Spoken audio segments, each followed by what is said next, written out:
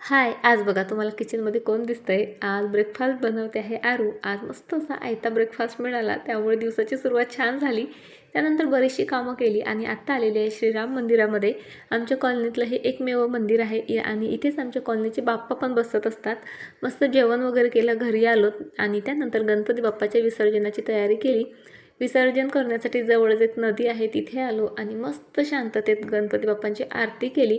आणि आता तो क्षण आला, म्हणजे कोणालाच तो नको असतो खरं तर. आरोपीच्या चेहऱ्यावरून तर इथे तुमच्या लक्षात येईलच, दोघंजण इतके नाराज होते. पण काय करणार आता, म्हणजे जगाची रीत आहे, विसर्जन हे करावंच लागतं. आणि त्यानंतर गणपती बाप्पांना निरोप दिला. नदी इतकी सुंदर दिसत होती, इतकं भारी वातावरण झालं होतं की आत्ता पाऊस येईल का नंतर असं वाटत होतं. अशा वातावरणात आमच्या बाप्पा गेले त्यांच्या घरी आणि त्यानंतर आम्ही निघालोत आमच्या घरी यायला. घरी आलोत आणि खरं सांगू का, हे सर्व ना आता बघवतच नव्हतं. सर्व घर रिकामं रिकामं आणि सुनं सुनं वाटत होतं आणि या डेकोरेशन कडे पाहून ना म्हणजे रडूच येत होतं. म्हणून म्हटलं चला हे सर्व आधी आवरूनच ठेवते. खरं तर आज इच्छा नव्हती, थकवा आलेला होता. मग म्हटलं नको, आजच करूयात, कारण आजही आपल्याला करायचं आहे आणि उद्याही आपल्याला करायचं आहे. हॉल अगदी पहिल्यासारखा सेट केला, तांब्या पितळेची भांडी तीही घासून घेतली आणि किचन मस्त असं क्लीन केलं.